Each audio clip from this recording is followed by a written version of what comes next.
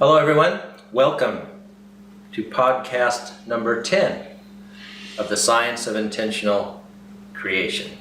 I'm here with our friend Zazoo, and we're looking forward to this next 20 minutes or so. Hello, my new friends. And hello, my old friend. Yes, hello, Mr. Zazoo, if I can call you that. Good. Only if you intend to. Maybe I should say only if you do it intentionally. Well, I intend you to be my friend, and I appreciate all you do. Well, today, one thing that I want to talk about is intent. Yes, in part because it is one of my very favorite subjects, because it is what I am, because each and every person is some essence.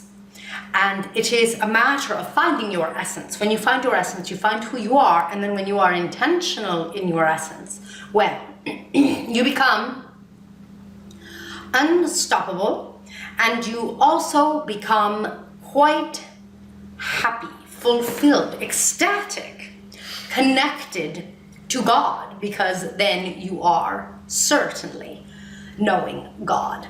What is your essence, my friend? I like to look at myself as a magician in life, and one who is able to take what we call some of the higher laws and bring them all the way down through myself, and intending that in my life. All right.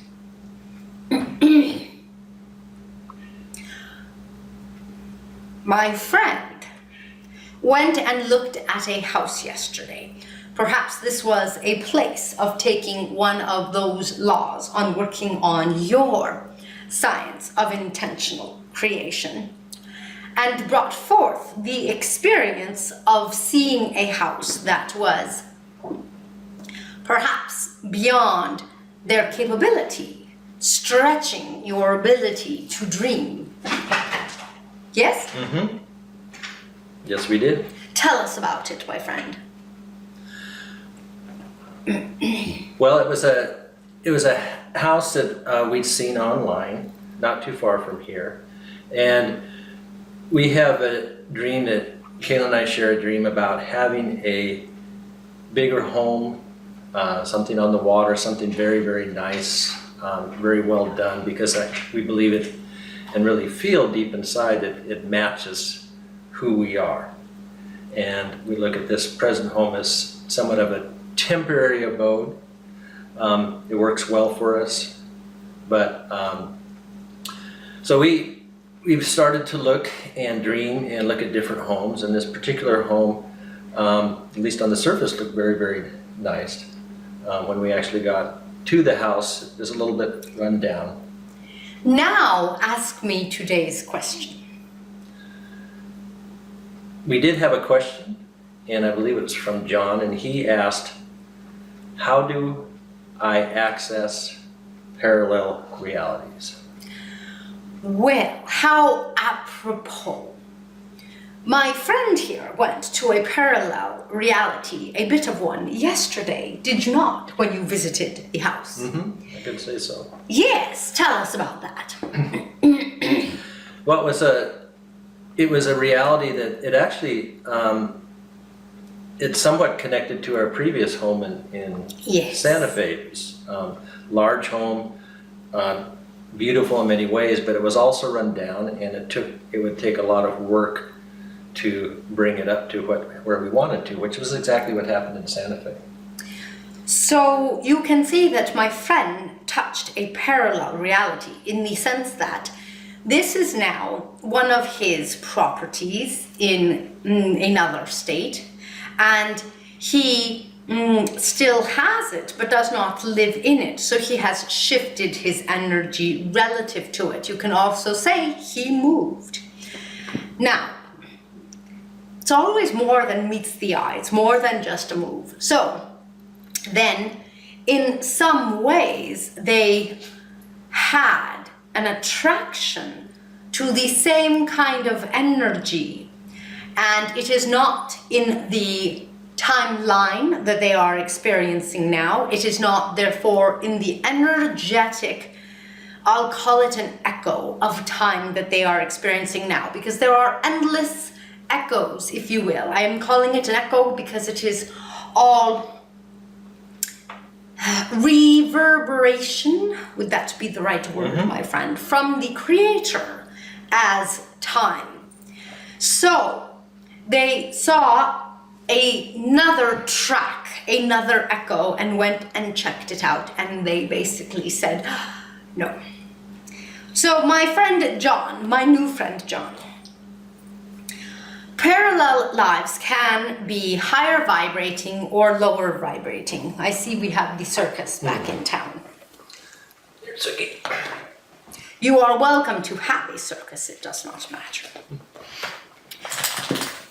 The whole idea is that in an unlimited universe, you have the ability to tap into whatever energetic echo or whatever energy is of your choosing. Therefore, you have endless choices available to you. Now, let us say that you were in a labyrinth or in a very large castle and you are trying to make your way through and you do not know your way through.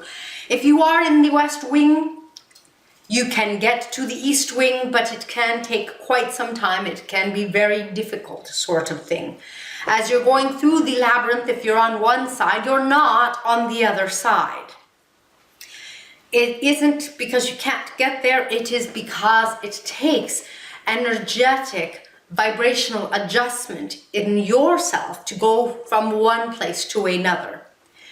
Frankly, every time you go to work, it's the same, isn't it? You get yourself in the mode of work. You change your own energy as you go from wherever you are now to whatever your next thing is.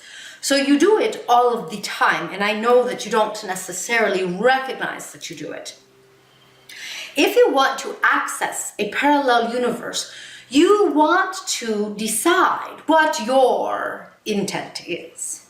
Because it is all about intent. You don't go to work without an intention at all. And if you do, those tend to be the days when they are heavier on you and more things fall apart. Why? Your intent isn't there.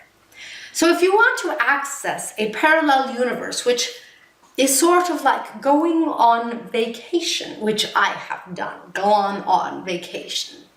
If you want to access a parallel universe, intend it. Be intentional. Ask yourself where you want to go and why. You want to switch universes or visit another parallel time echo in efforts to benefit yourself, I hope. Otherwise, that could be quite a disastrous trip for you. And you will find that if you allow it, you can definitely travel to lower vibrating echoes, which may not be to your liking, and then you can get yourself quite stuck. So be careful, be aware. It is just as it is in life. If you are not careful what you do, who you do it with, you can wind up in trouble. Interesting. So it sounds like part of what you're also saying is that we access or we walk into parallel universes all the time, but we don't necessarily recognize it. Well, I wouldn't quite say that. It is, your life is all within a musical scale, if you will. And yes, when you go to work, it is a different vibration than when you go out on a date with your wife. They are all within the same scale. Can you understand that it is about the fact that you're changing your energy every time? Mm-hmm. And I don't like looking at blue nails, but anyway. You can also make a larger change, as you did, my friend, when you changed and crossed a threshold and came to a new state. So it's really comes down to the other thing that comes to mind when you're talking about it, you talk about it's where your energy's at, and where your energy's at is going to attract whatever universe you move into. Or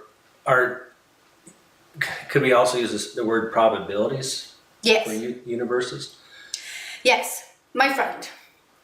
I would say to you and to all of my friends watching, if it is that you are foolish enough to think that you are benevolent and kind and unselfish, then you are in great misperception. You do not understand how this universe works, because it all revolves around your experience. Yes, it doesn't mean that you don't take others into account, but it means that if you don't come first, nothing else will. If you are not taking care of yourself first, you will not be taking care of anyone else. And I know that there are people who will scream and say, no, I'm taking care of others first. I would say perhaps only mothers do that. And they are the only ones who I would not argue against. Otherwise, if you are not putting the oxygen mask on yourself first in the case of an emergency on an airplane, then you are not in a position to put it on the person that you are with. In other words, you might be okay, you might not. If you fall unconscious because you were trying to put theirs on first, you're not going to put either on. This universe bestows its gifts on those who understand that they are the universe. That is the law of self that we have spoken about on several occasions, and it will be a continuous theme. If you do not understand this, then you do not understand that if you don't pay your bills first, you're going to get kicked out of your house or wherever you are renting. If you do not take care of yourself first, you're not going to feed yourself and make sure that you can then feed others and go to work and earn money to do more feeding and such. This is a universe that bestows its gifts upon those who understand that they are the universe. If you don't understand that you are first and foremost, then you are, my friend, no doubt having great difficulty and can't figure out why your life isn't working. Now, I am not saying you should be a self-centered bastard. That was fun. Not at all. To be perfectly frank, a self-centered bastard is not putting themselves first. They are putting ideas first. And if you don't value people enough to put ideas first, well, then you're in all sorts of problems. So I am not talking about someone who thinks that they are and thinks that they are God's gift to the world. That is a different thought than thinking that you are the universe. Because if you are the universe and you encounter another person, you are likely to be benevolent with them, recognizing that you are the universe. Therefore, they are you. Therefore, when you are taking care of yourself, you can easily, at that point, extend friendship and kindness to another in complete, benevolent and selfish ways. In other words, you can completely extend kindness to them for your own reasons. The truth is, I don't like that your language has selfish, and you don't have different kinds of selfish. You should have different kinds, the way at 31 flavors there are different kinds of ice cream. Because there are really so many kinds of selfish. The selfish person who thinks that they are God's gift. The selfish person who understands that they are the universe. The selfish mother who really isn't kind to her children. The selfish mother who is kind to her children. There are just so many different kinds, and so it is very limiting, very difficult to speak about. But we'll go back to, I hope you recognize that you are the universe. In that case, if you are interested in parallel universes, you have to understand that they are just other echoes. They are here, they are now, just like your experiences. And frankly, you have gone in and out of some of those parallel universes throughout your life, perhaps a couple of times, perhaps countless times. And you, my friend, would benefit most to do this in such a way that it is going to be beneficial to you as the universe. Well, it's your turn now, my friend. I think I did a very elegant job of answering my friend John. You did. You know, the whole issue of selfish and language, I think we need another word maybe called self-full. Although in English, we always have connotations that are negative, such I as think being it should full. be big and fat with energy and yourself. Your energy is so big that it's going to bust the house. The only difficulty is that's really how people speak about egos, isn't it? It is. Selfish, self-full, full of yourself. But if we can see that in a positive sense, I like to use the term also self-centered. I like to use the term intentful. Because according to you, you can't really be intentful unless you're full of self. That is absolutely right. Because there is no intent if I am not present in intent. It's written right into the first letter. And if we look at ourselves as being, let's just use the word divine beings, which is something that probably doesn't jive in your vernacular since you don't have a vernacular. But if we look at that, how can you help but not be God-like? And how could God not be full of him or herself?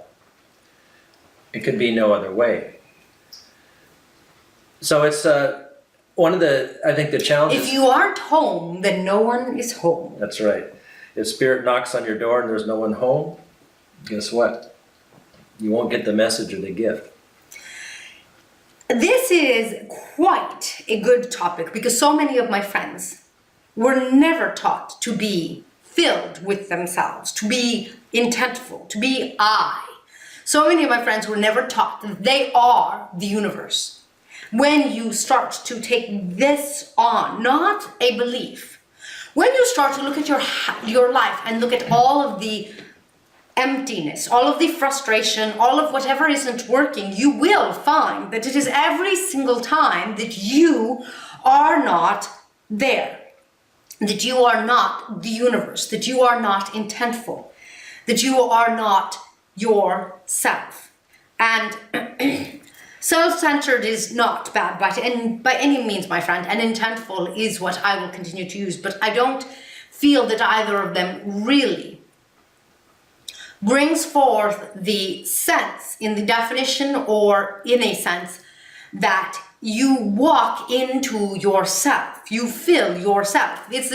I always say, my friends, it's a little itty body that you have when you are a great cosmic being. To be a great cosmic being, you are so large, and yet it doesn't mean that you, the body, is filled with the cosmic being, not necessarily even one little bit. In some ways, you can't not be because you never fully abandon yourself. But if you are not understanding that you are the universe, if you are not acknowledging yourself, if you walk into a room and you are apologetic for yourself, before you even enter, before you speak, and then when you speak, you humble yourself. You are not present in this little body. And there does need to be a better term for it, because when my friends just stop and recognize that they are a great cosmic being, that they need to take care of themselves first and foremost.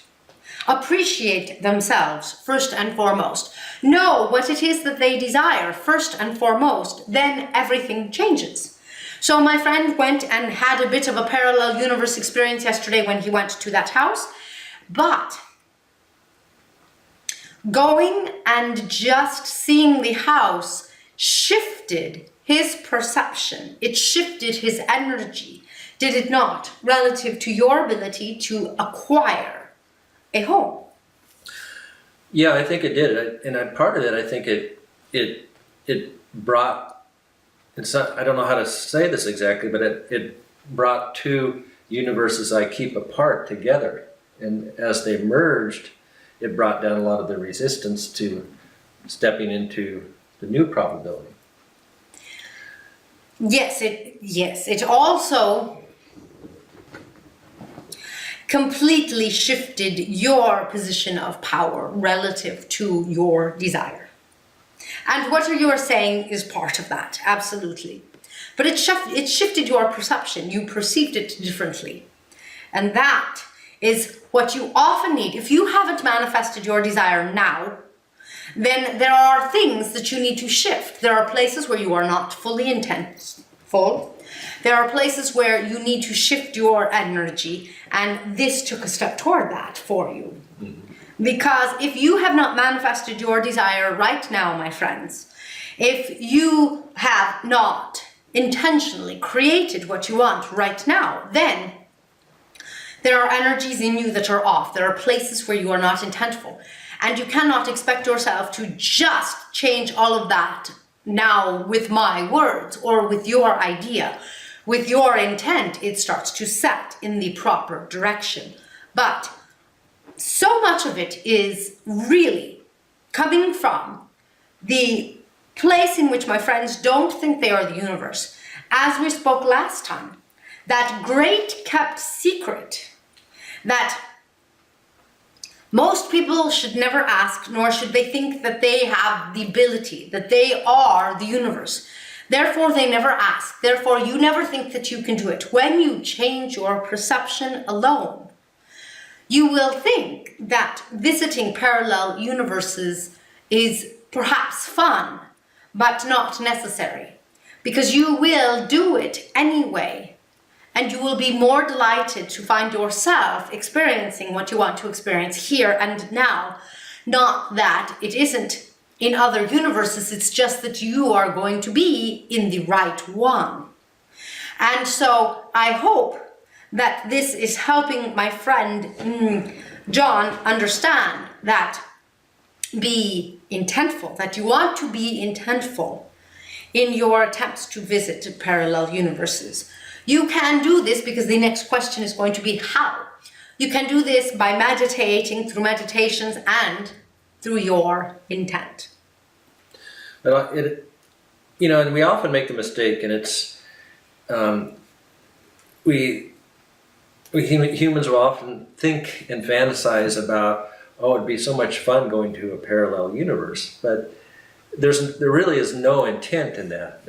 It's kind of just mental masturbation. However, if your intent is, say, I want a new home, I want a home that's higher quality, that surrounds me with more beauty and comfort, and I can look out on the water and maybe have a little place for a boat, things like that, then behind that is the desire and the intent, and that will naturally take us into that next probability, that next universe. You could call it a parallel universe. Yes. So the intent isn't to just go to another universe, it's really why. No, but my friend can have the intent to have fun. You can have the intent to have fun. But that is still an intent. The point is you need to have intent in it all. Otherwise, you are trying to negotiate the universe without being in it.